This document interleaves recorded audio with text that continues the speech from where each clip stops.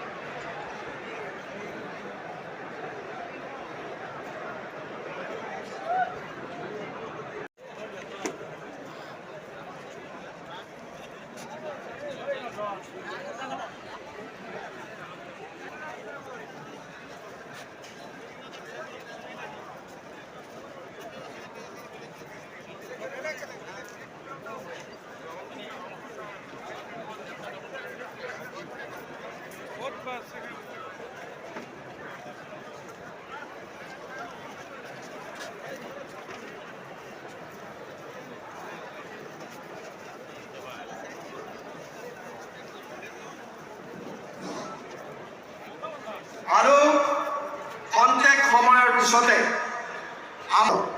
অসমে আজি উন্নয়নৰ এক অনিৰুদ্ধ অনিৰ্বাণ যাত্ৰা লাভ কৰিছে। জাতি মাটি ভেটি ৰক্ষা কৰাৰ কাৰণে আপোচহীনভাৱে এই চৰকাৰে আজি অসমৰ সামগ্ৰিক বিকাশৰ বাবে এক সামাজিক বিপ্লৱৰ সূচনা কৰিছে। মাননীয় ডক্টৰ হিমন্ত বিশ্ব শৰ্মা ডাঙৰীয়াৰ কাৰ্যকালৰ প্ৰথম চৰকাৰক 1,65,000 চাকৰিৰে অভিলেখ সৃষ্টি কৰা হৈছে।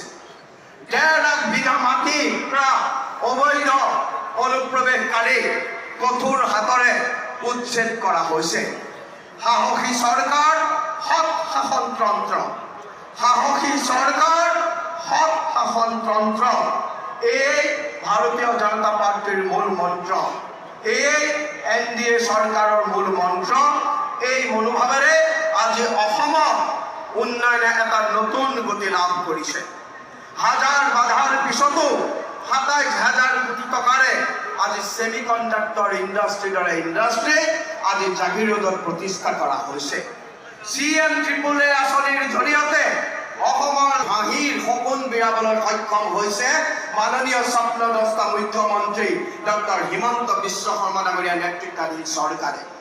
ভাৰতীয় জনতা পাৰ্টি, অসম গণ পৰিষদ আৰু BPFৰ নেতৃত্বৰ এই NDA চৰকাৰ, ৰাভা হাছন ঐক্য সমিতি, মিচিং গণশক্তি সমিতি, আজি এই যি আমাৰ জোটবন্ধন, এই মিত্ৰ শক্তি কেৱল এক স্থাপিত ভাৰতৰ সংবিধানৰ প্ৰতি মই প্ৰকৃত বিশ্বাস আৰু আনুগত্য পোষণ কৰিম। মই ভাৰতৰ সাৰ্বভৌমত্ব আৰু অখণ্ডতা অক্ষুণ্ণ ৰাখিম। মই অসমৰ এগৰাকী মন্ত্ৰী হিচাপে মোৰ কৰ্তব্য বিশ্বস্ততাৰে আৰু শুদ্ধ অন্তঃকৰণেৰে সম্পাদন কৰিম।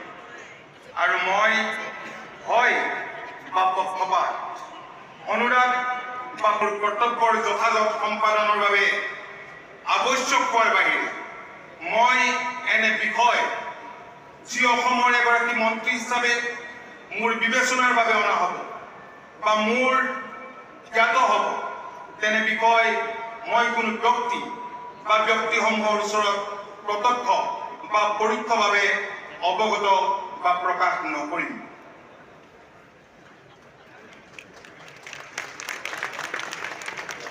आयेन खान्थिजों सुजुजानाय भारत संबिजितखौ सैथोयै फोथायगोन आरो गनायगोन।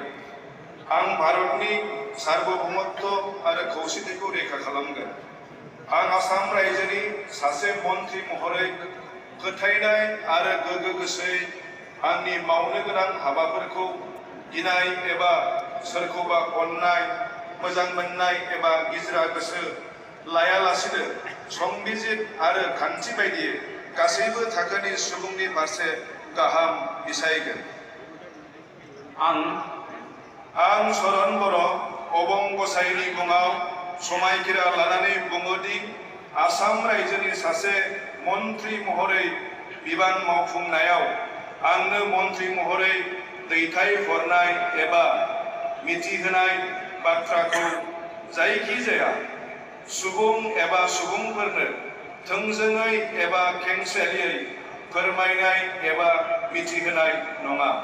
নামত শপত লওঁ যে বিধিৰ দ্বাৰা স্থাপিত ভাৰতৰ সংবিধানৰ প্ৰতি মই প্ৰকৃত বিশ্বাস আৰু আনুগত্য পোষণ কৰিম।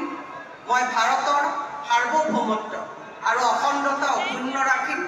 মই অসমৰ এগৰাকী মন্ত্ৰী হিচাপে মোৰ কৰ্তব্য বিশ্বস্ততাৰে আৰু শুদ্ধ অন্তঃকৰণেৰে সম্পাদন কৰিম।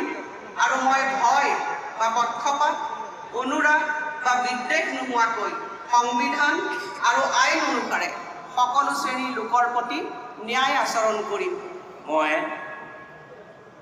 শ্ৰীমতী অজন্তা নেওগ ঈশ্বৰৰ নামত শপত লওঁ যে এগৰাকী অসমৰ মন্ত্ৰী হিচাপে মোৰ কৰ্তব্যৰ যথাযথ সম্পাদনৰ বাবে আৱশ্যক হোৱাৰ বাহিৰে মই এনে বিষয় যি অসমৰ এগৰাকী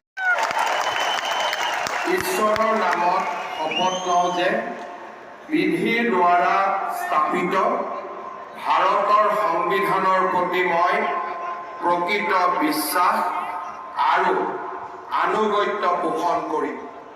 মই ভাৰতৰ সাৰ্বভৌমত্ব আৰু অখণ্ডতা অক্ষুণ্ণ ৰাখিম। মই অসমৰ মুখ্যমন্ত্ৰী হিচাপে মোৰ কৰ্তব্য বিশ্বস্ততাৰে আৰু শুদ্ধ অন্তঃকৰণেৰে সম্পাদন কৰিম। আৰু মই ভয় বা পক্ষপাত, অনুৰাগ বা বিদ্বেষ নোহোৱাকৈ সংবিধান আৰু আইন অনুসাৰে সকলো শ্ৰেণীৰ লোকৰ প্ৰতি ন্যায় আচৰণ কৰিম। মই শ্ৰী হিমন্ত বিশ্ব শৰ্মা ঈশ্বৰৰ নামত শপত লওঁ যে মই অসমৰ মুখ্যমন্ত্ৰী হিচাপে মোৰ কৰ্তব্যৰ যথাযথ সম্পাদনৰ বাবে আৱশ্যক হোৱাৰ বাহিৰে মই এনে ব্যক্তিসকলৰ ওচৰত প্ৰত্যক্ষ বা পৰোক্ষভাৱে অৱগত বা প্ৰকাশ নকৰিম।